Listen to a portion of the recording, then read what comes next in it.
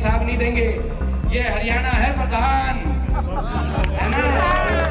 ये हरियाणा है। हरियाणा का आदमी सीधा है, हरियाणा का आदमी शरीफ है, हरियाणा का आदमी ठगा भी जाता है, हरियाणा का आदमी ठगा भी जाता है।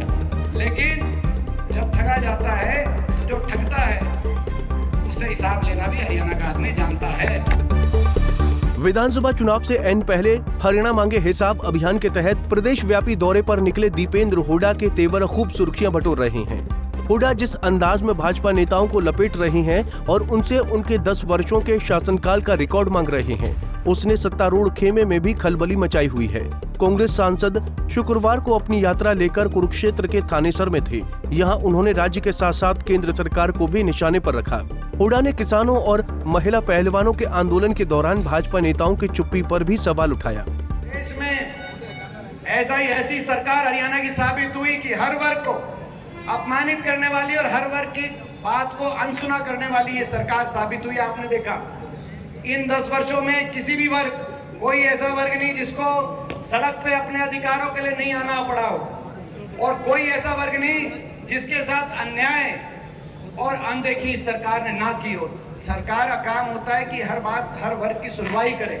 आपने देखा किसान सड़कों पे आया, 750 किसानों की जान चली गई, लेकिन सहानुभूति के 2 शब्द भाजपा के किसी नेता के मुंह से आज तक नहीं निकले। वो भी कोई परिवार थे, किसी के थे, इस देश के थे।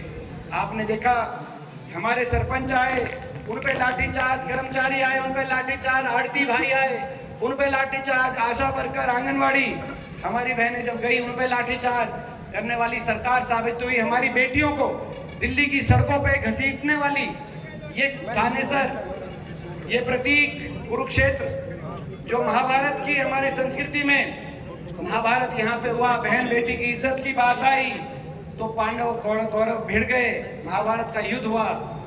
इस देश में बहन बेटी को अपनी क्या कसूर था, हमारी बेटी विनेश का क्या कसूर था, उन सभी हमारी 6 बेटियों का, साक्षी मलिक का, उनके कहने से एफआईआर भी दर्ज नहीं हुई, 6 महीने तक बैठी रही, दिल्ली की सड़कों पे घसीटते रहे। उसके बाद सुप्रीम कोर्ट ने एफआईआर दर्ज करी और दिल्ली कोर्ट ने कहा कि वो जो आरोपी बीजेपी के मंत्री हैं उन्होंने हर मौके पे दुर्व्यवहार इन बेटियों के साथ किया है। लेकिन सरकार ने बेटी बचाओ का नारा था, लेकिन बीजेपी के सांसद और बीजेपी के मंत्री बचाओ। पेवा में आपने देखा जो मंत्री हैं वहां से बीजेपी के मंत्री बचाओ, बीजेपी के सांसद बचाओ। इतना अहंकार नहीं होना चाहिए। और जब हम ये सवाल पूछते हैं कि आप जवाब दो, इतना एससी समाज के अधिकारों को, ओबीसी समाज के अधिकारों को छीनने वाली ये सरकार आज हरियाणा को, आपने देखा 100-100 गज के प्लॉट की स्कीम बंद हो गई, जो गरीब की लिए सारी योजनाएं चल रही थी उनको बंद करने वाली ये सरकार साबित हुई। 100-100 गज के प्लॉट की स्कीम खत्म कर दी, पीने के पानी की टंकी टूटी व्यवस्था खत्म कर दी। और क्या ले आए?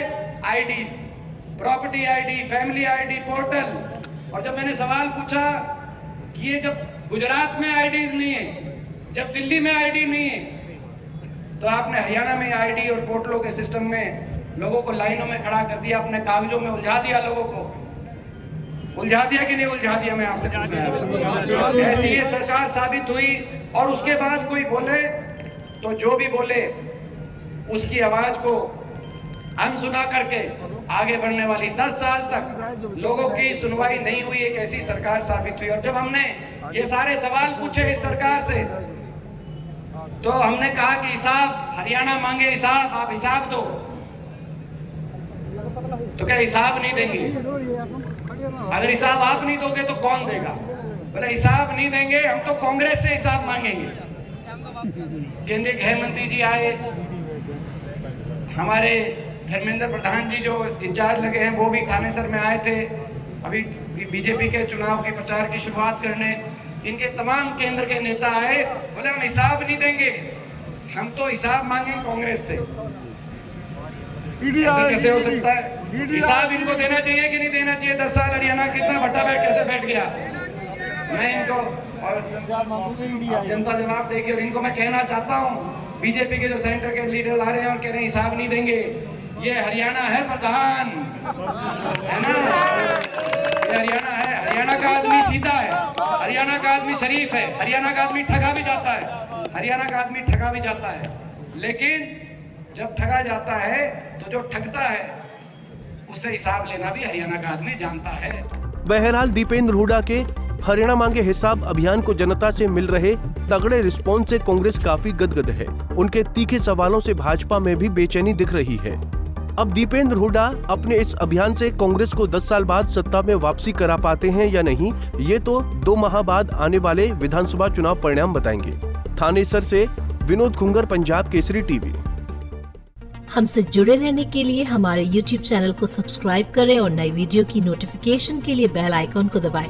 अगर आप ये वीडियो Facebook पर देख रहे हैं तो लाइक जरूर करें और ज्यादा से ज्यादा शेयर करें। धन्यवाद।